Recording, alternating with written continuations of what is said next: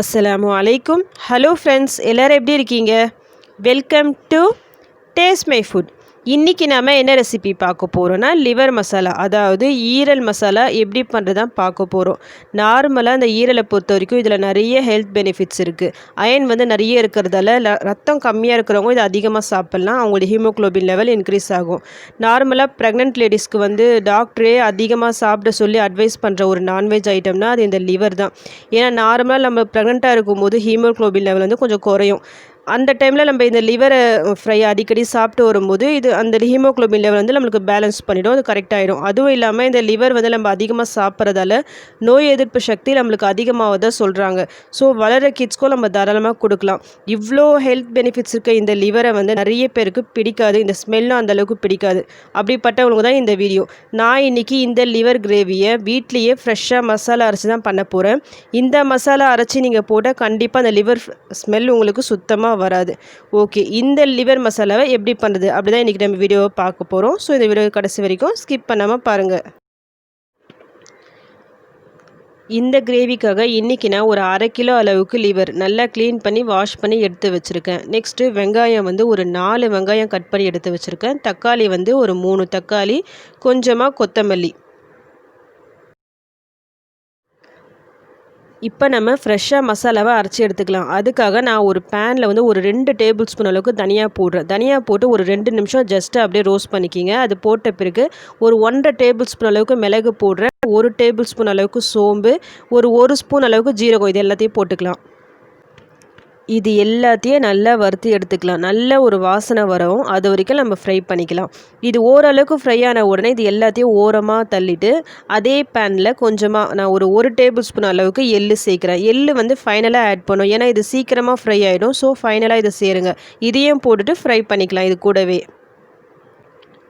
இப்போ இது எல்லாம் நல்லா ஃப்ரை ஆகிட்டு லைட்டாக கலர் சேஞ்ச் ஆகிடுச்சு, நல்ல ஒரு ஃப்ளேவரும் வருது. இப்போ இந்த ஸ்டேஜில் நம்ம ஸ்டவ் ஆஃப் பண்ணிக்கலாம். ஸ்டவ் ஆஃப் பண்ணிவிட்டு இது கொஞ்சம் நல்லா ஆறட்டும். ஆறிட்ட பிறகு நம்ம மிக்ஸி ஜாரில் போட்டு இதை கிரைண்ட் பண்ணி எடுத்துக்கலாம். இந்த மாதிரி நல்லா பவுட்ரு பண்ணி எடுத்துக்கோங்க. இப்போ நம்ம வீட்லேயே ஃப்ரெஷ் மசாலாவை ரெடி பண்ணிட்டோம். இப்போ நம்ம ப்ரிப்பரேஷனை ஸ்டார்ட் பண்ணிடலாம். நான் இன்றைக்கி இந்த கிரேவியை குக்கரில் தான் பண்ண போகிறேன். ஸோ குக்கரில் எண்ணெய் போட்டிருக்கேன். இதுக்கு தேவையான அளவு எண்ணெய் நல்லா சூடாகிடுச்சு. இப்போ இந்த ஸ்டேஜில் கட் பண்ணி வச்சுருக்கோம்ல இந்த வெங்காயம், அது நல்லா போட்டு இந்த கலர் நல்லா சேஞ்ச் ஆகிற வரைக்கும் நம்ம வதக்கி எடுத்துடலாம். இப்போ இந்த வெங்காயம் எல்லாம் நல்லா வதங்கிடுச்சு. இந்த ஸ்டேஜில் இஞ்சி பூண்டு பேஸ்ட்டு சேர்த்துக்கலாம். நான் இன்றைக்கி இதுக்கு 1.5 டேபிள் ஸ்பூன் அளவுக்கு இஞ்சி பூண்டு சேர்க்குறேன். இந்த பச்சை வாசனை போகிற வரைக்கும் நம்ம ஃப்ரை பண்ணிக்கலாம். இது எல்லாம் இப்போ நல்லா ஃப்ரை ஆகிடுச்சு. இந்த ஸ்டேஜில் நம்ம தக்காளியை சேர்த்துக்கலாம். நான் தக்காளியை சேர்த்துட்டேன். தக்காளி கூடவே அதுக்கு தேவையான அளவு சால்ட், அதாவது இதை வதங்கிறதுக்கு தேவையான அளவு சால்ட்டும் போடுறேன். இதையும் போட்டு நல்லா ஃப்ரை பண்ணிக்கலாம். இப்போ இந்த வெங்காயம் தக்காளி எல்லாம் நல்லா வதங்கி வந்துடுச்சு. இந்த ஸ்டேஜில் நம்ம லிவரை சேர்த்துக்கலாம். கூடவே ஒரு 1/2 ஸ்பூன் அளவுக்கு மஞ்சள்தூள் சேர்க்குறேன். இது எல்லாத்தையும் சேர்த்துட்டு ஹை ஃப்ளேமில் நல்லா மிக்ஸ் பண்ணி விட்டேறீங்க. 5 நிமிஷம் கழித்து பாருங்கள், அந்த லிவரில் இருக்க தண்ணியெல்லாம் நல்லா வற்றி நல்லா வந்திருக்கு. இப்போ இந்த ஸ்டேஜில் அரைச்சி வச்சுருக்க இந்த மசாலா பவுடரை போட்டுக்கலாம். கூடவே நான் ஒரு 1/4 ஸ்பூன் அளவுக்கு பிரியாணி மசாலா சேர்க்குறேன். இதுக்கு பதிலாக நீங்கள் கரம் மசாலா கூட ஆட் பண்ணிக்கிங்க. ஒரு ஸ்பூன் போட்டுக்குங்க. நெக்ஸ்ட்டு தனி மிளகாய்த்தூள் நான் ஒரு ஸ்பூன் அளவுக்கு நான் போடுறேன். கூடவே கொஞ்சமாக கொத்தமல்லி சேர்த்து நல்லா மிக்ஸ் பண்ணி விட்டுக்கலாம்.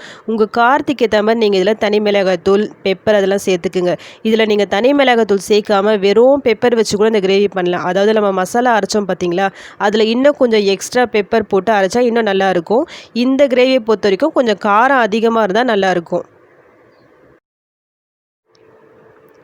இப்போ நம்ம இதில் தண்ணி ஊற்றிக்கலாம். உங்களுக்கு எந்த அளவுக்கு திக்னஸ் தேவையோ அந்த அளவுக்கு இதில் தண்ணியை ஆட் பண்ணிக்கிங்க. தண்ணி போட்டு இதுக்கு தேவையான அளவு சால்ட்டும் பார்த்து செக் பண்ணிக்கிங்க. எல்லாத்தையும் போட்டு ஒரு மிக்ஸ் கொடுத்து விட்டு குக்கர் மூடி போட நம்ம குக் பண்ணிக்கலாம். ஒரு 5 to 6 விசில் வரட்டும். அப்போ தான் நல்லா வெந்து வரும் லிவர். ஒரு 6 விசில் கழித்து நான் ஸ்டவ் ஆஃப் பண்ணிவிட்டேன். அதில் இருக்க ப்ரெஷர்லாம் நல்லா ரிலீஸ் ஆகி இப்போ நான் ஓப்பன் பண்ணுறேன். இப்போ நான் ஸ்டவ் ஆன் பண்ணியிருக்கேன். லோ ஃப்ளேமில் வச்சுக்கிங்க. ஃபைனலாக இதில் என்ன சேர்க்கணுன்னா ஒரு பெரிய லெமனில் ஒரு பாதி லெமன் இது மாதிரி ஜூஸ் எடுத்து வச்சுருக்கேன். அது இதில் சேர்த்துக்கலாம். நெக்ஸ்ட்டு ஃப்ரெஷ்ஷாக இந்த கருவேப்பிலையும் சேர்த்துக்கலாம். இந்த லெமன் ஜூஸ் இதில் சேர்க்குறதால இந்த லிவரோட ஸ்மெல் உங்களுக்கு சுத்தமாக வராது. ஃபைனலாக இந்த கருவேப்பிலை சேர்க்குறதால நல்ல ஃப்ளேவராக நல்லாயிருக்கும் இந்த லிவர் கிரேவி. நல்லா ஒரு மிக்ஸ் கொடுத்து விட்டு ஒரு 2 நிமிஷம் கழித்து ஸ்டவ் ஆஃப் பண்ணிவிடுங்க. பாருங்கள், இந்த லிவர்லாம் நல்லா குக்காகி வந்திருக்கு. இப்போ நம்ம லிவர் மசாலா ரெடி ஆகிடுச்சு. அவ்வளோதான்.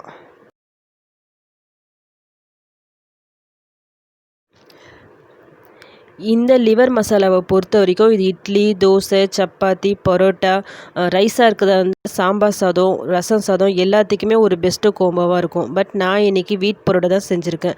இந்த லிவர் கிரேவியில் வந்து நம்ம ஃப்ரெஷ்ஷாக மசாலா அரைச்சி போட்டிருக்கோம்ல, இது ரெடி ஆகும்போது உங்கள் வீடே நல்ல ஒரு ஃப்ளேவராக இருக்கும். அந்தளவுக்கு நல்ல சூப்பராக இருக்கும். இது லிவரோட ஸ்மெல் வந்து உங்களுக்கு சுத்தமாக வரவே வராது. லிவரே பிடிக்காத உங்கள் வீட்டில் பசங்க இருந்தாலும் சரி, பெரியவங்க இருந்தாலும் சரி, ரொம்ப இது லைக் பண்ணி சாப்பிடுவாங்க.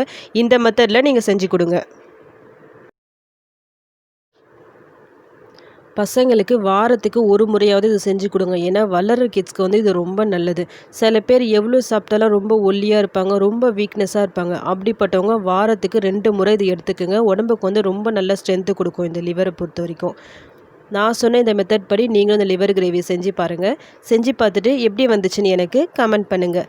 இந்த ரெசிபி உங்களுக்கு பிடிச்சிருந்தா ப்ளீஸ் லைக் பண்ணுங்கள், ஷேர் பண்ணுங்கள், கமெண்ட் பண்ணுங்கள். மறக்காமல் டேஸ்ட் மை ஃபுட்டை சப்ஸ்கிரைப் பண்ணுங்கள்.